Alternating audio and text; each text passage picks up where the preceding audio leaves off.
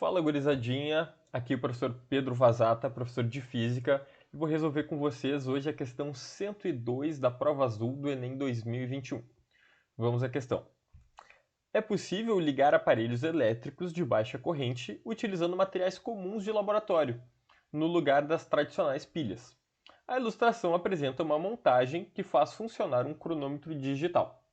Utilizando a representação de projetos elétricos, o circuito equivalente a esse sistema é. Bom, vamos tentar dar uma olhada nesse sistema aqui. A gente pode visualizar essa questão, esse sistema por diferentes maneiras, né? Esses dois sisteminhas aqui, ó, que a gente está observando, esses potinhos com soluções aquosas e dois materiais, eles estão cumprindo o papel das pilhas que ele está falando ali, né? A gente tem o cronômetro, que aqui a gente pode entender esse cronômetro como um resistor, e a gente tem um voltímetro. Então, primeiro a gente pode relembrar alguns pontos sobre como é que a gente representa esses materiais, esses dispositivos, num projeto de um circuito elétrico.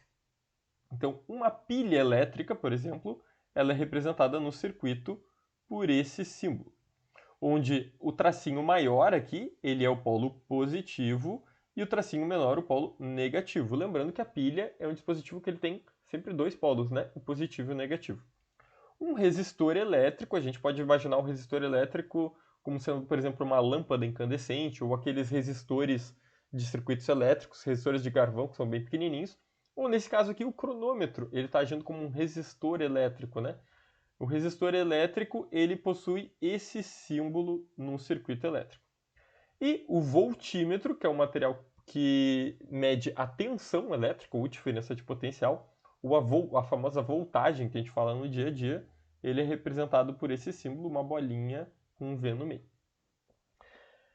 O voltímetro, como ele está a fim de medir a tensão que está chegando em algum objeto, né? A gente pode pensar numa pilha ou no próprio resistor, ele sempre a gente vai ligar ele nos terminais do circuito, né? Nas pontas do circuito. Então ele sempre vai estar ligado em paralelo. Então esse já é um indicativo, ele nunca vai estar ligado em série.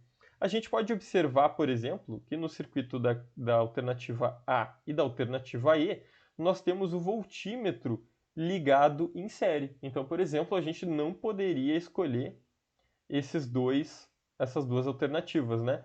A gente sabe que o circuito está ligado em série porque ele tem somente um caminho, né? Diferente desses outros três circuitos, que a gente vê que os fios seguem caminhos distintos, ó. Tem uma saída para um resistor, uma saída lá para o voltímetro. A gente pode olhar aqui pelo fio do voltímetro também, ó, que uma ponta dele está ligada numa lâmpada e outra ponta, numa lâmpada não, desculpa, numa pilha aqui, né, nesse sistema que está representando uma pilha, e a outra ponta do nosso voltímetro está na outra pilha. Aqui também, só retomando, né? Isso aqui, esse esquema por si só é uma pilha, tá? Isso aqui já indica algumas coisas também lá no nosso circuito. Como é que a gente sabe que isso aqui é uma pilha, né? Porque o que é uma pilha, basicamente? São dois metais, que é o polo positivo e o polo negativo, com uma solução ácida no meio, né? Em resumo, não sou professor de química, mas estou aqui me arriscando na química, né? Então a gente tem o cobre, por exemplo, que a princípio eu não sei se ele é o polo positivo ou o polo negativo, e o zinco que ele vai estar agindo como outro polo. E aqui a gente tem o mesmo sistema, então a gente tem outro indicativo aqui que nós temos duas pilhas nesse sistema. Então, por exemplo, esse sistema aqui já cai fora, porque ele tem aqui, ó, a gente pode observar, uma, duas, três, quatro pilhas. Esse aqui tem uma pilha, também já cairia fora. Esse sistema tem duas pilhas, esse tem duas, esse tem uma só também. Então esse aqui cai fora. Esse aqui também tem ó, quatro resistores. Nota que a gente só tem um resistor, que é o cronômetro. Isso aqui é o nosso resistor, né? Então a gente já consegue eliminar esse circuito também. Ficamos entre esses dois. Esses dois, ó, a gente pode ver que o voltímetro está em paralelo nos dois casos. Então, a princípio está tudo correto. A gente tem um resistor também, nesse circuito também está tudo correto. Mas onde é que a gente vai identificar qual é a alternativa correta? Pela posição das pilhas. Observa que nesse circuito aqui, a gente tem as pilhas voltadas uma contra a outra, né? A gente tem, ó, positivo, negativo, negativo, positivo. Agora, observa nesse circuito aqui, a gente tem positivo, negativo, positivo, negativo. Tá, mas e agora? Como é que eu sei qual é o sistema correto? Se as pilhas estão ligadas uma inversa da outra ou se elas estão na mesma sequência, né? Positivo, negativo, positivo, negativo. A gente pode observar pelos metais, ó. Aqui a gente tem o cobre, zinco, e o zinco está ligado aonde? No cobre, que está ligado no zinco. Então nota que a gente tem cobre, zinco, cobre, zinco.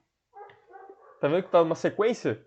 Então a gente tem obrigatoriamente que ser essa alternativa aqui. A gente não sabe a princípio nem se o cobre é o positivo e o zinco é o negativo.